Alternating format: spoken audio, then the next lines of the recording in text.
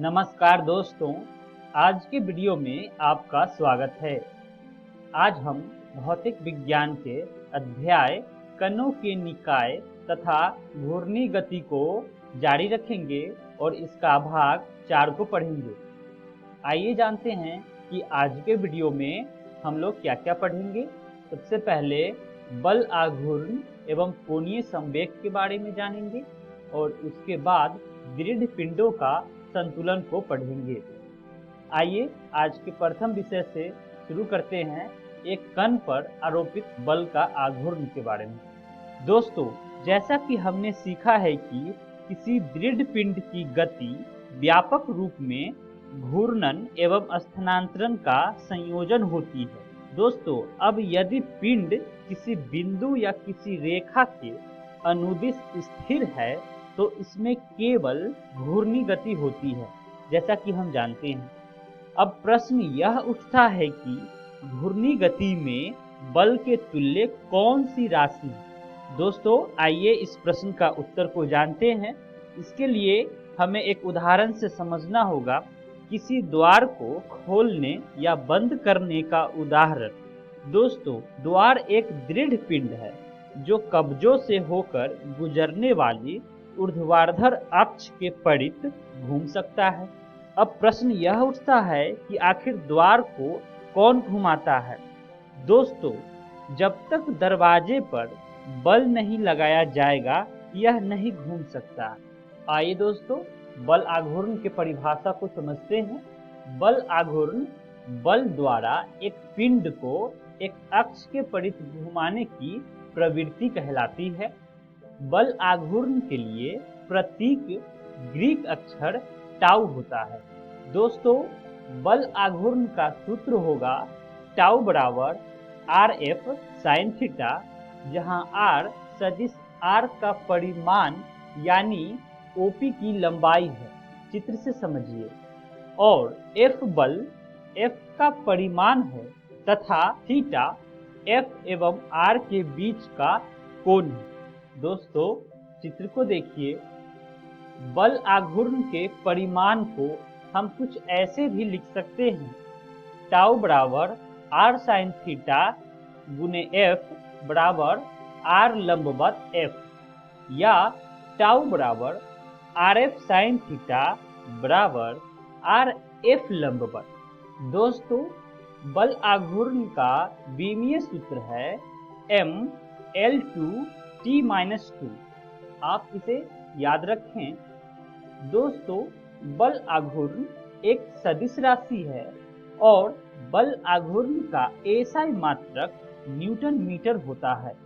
दोस्तों, जहां R लंबवत बराबर R sin थीटा बल की क्रिया रेखा की मूल बिंदु से लंबवत दूरी है और F लंबवत बराबर F sin थीटा R के लंबवत दिशा में F का अवयव है। दोस्तों, अब याद रखें कि यदि R बराबर 0 होगा और F बराबर 0 या थीटा बराबर 0 डिग्री अथवा 180 डिग्री, तब टाउ का मान होगा 0। दोस्तों, क्योंकि R गुणित F एक सदिश गुणनफल है, अतः यदि बल की दिशा उलट दी जाएगी तो बल आघूर्ण की दिशा भी उल्टी हो जाएगी, जैसा कि हम दो सदिशों के सदिश गुणनफल में भी पढ़े थे। परंतु यदि R और F दोनों की दिशा उलट दी जाए तो बल आघूर्ण की दिशा में कोई परिवर्तन नहीं होगा। आइए दोस्तों, एक कण पर आरोपित बल का आघूर्ण का एक न्यूमेरिकल क्वेश्चन को करते हैं। प्रश्न है, एक बोल्ट पर बल आघूर्ण कितना होगा जिसमें एक रिंच से 30 न्यूटन के बल के साथ 30 सेंटीमीटर का लीवर आर्म है। दोस्तों, इसको हल करते हैं। जैसा कि हम जानते हैं कि बल आघूर्ण का फॉर्मूला यानी कि सूत्र F गुने L होता है। यहाँ F का मान 30 न्यूटन है और L का मान 30 सेंटीमीटर है।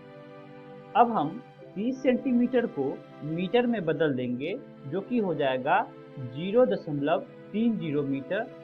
अब हम F और L का मान रखते हैं तो हम क्या ज्ञात करते हैं, हमें मिलेगा 9 न्यूटन मीटर, जो कि इसका उत्तर होगा। अतः समान बल के लिए एक बड़ी रेंज के साथ आप अधिक बल आघूर्ण प्राप्त कर सकते हैं। आइए किसी कण का कोणीय संवेग को समझते हैं। दोस्तों, एक बाइक का संतुलन होना क्यों जरूरी है, या हम जब साइकिल चलाते हैं तो एक साइकिल का संतुलन क्यों जरूरी है, क्या आपने कभी ये सोचा है? दोस्तों, इसे जानने के लिए आइए हम कोणीय संवेग को समझते हैं। दोस्तों, कोणीय संवेग रेखीय संवेग का घूर्णी समतुल्य है। कोणीय संवेग भी एक सदिश गुणन है, अर्थात इसको हम रेखीय संवेग का आघूर्ण कह सकते हैं। आइए दोस्तों, किसी कण का कोणीय संवेग को समझते हैं। चित्र को देखिए। दोस्तों, कोणीय संवेग एक सदिश मात्रा है जिसे L द्वारा निरूपित किया जाता है, और कोणीय संवेग की SI इकाई मात्रा किलोग्राम मीटर स्क्वायर पर सेकेंड होता है, और विमीय सूत्र mL²/T होता है। दोस्तों, चित्र को देखिए। माना कि m द्रव्यमान और p रेखीय संवेग का एक कण लेते हैं। मूल बिंदु O के सापेक्ष जिसका स्थिति सदिश r हो, तब मूल बिंदु O के सापेक्ष इस कण का कोणीय संवेग L निम्नलिखित समीकरण द्वारा परिभाषित होगा। L बराबर R गुणित P। दोस्तों, कोणीय संवेग सदिश की परिमाण है, जहां L बराबर RP sin थीटा इनका सूत्र होता है, जहां P सदिश P का परिमाण है तथा थीटा R एवं P के बीच का छोटा सा एक कोण है। इस समीकरण को हम ऐसे भी कुछ लिख सकते हैं, R लंबवत P।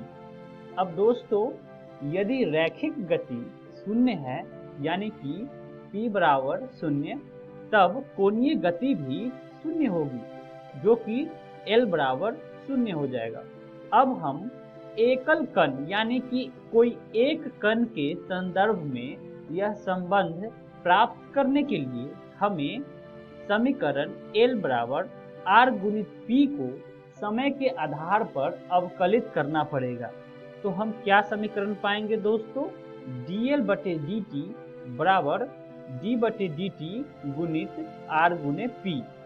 दोस्तों, अब दाईं ओर के व्यंजक पर गुणन के अवकलन का नियम लागू करने पर हमें प्राप्त होगा समीकरण d/dt R गुणित P बराबर dR/dt गुना P जोड़ R गुने dP/dt। अब कण का वेग v बराबर dR/dt एवं P बराबर mv है, तो समीकरण dR/dt गुना P बराबर v गुने mv शून्य हो जाएगा, क्योंकि दो समांतर सदिशों का सदिश गुणनफल शून्य होता है। ये आप याद रखें। चूंकि dP/dt बराबर f होता है, अतः d/dt ब्रैकेट में R गुने P बराबर टाउ हो जाएगा, या dL/dt बराबर टाउ हो जाएगा।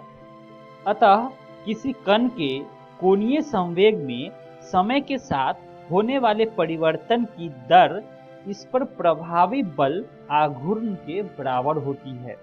अब दोस्तों, कणों के निकाय के कुल कोणीय संवेग को हम निम्नवत लिख सकते हैं, जैसे कि L बराबर L1 plus L2 plus ... Ln तक, जो कि हो जाएगा सिग्मा Li, I का मान 1 से n तक होगा, जहां आयवे कण का कोणीय संवेग होगा Li बराबर Ri गुणित Pi। दोस्तों, अब हम कणों के निकाय के कुल कोणीय संवेग को कुछ इस समीकरण से लिखेंगे L बराबर सिग्मा Li बराबर सिग्मा Ri गुने Pi। यह समीकरण एकाकी कण के संवेग की परिभाषा को कणों के निकाय के लिए किया गया व्यापकीकरण है।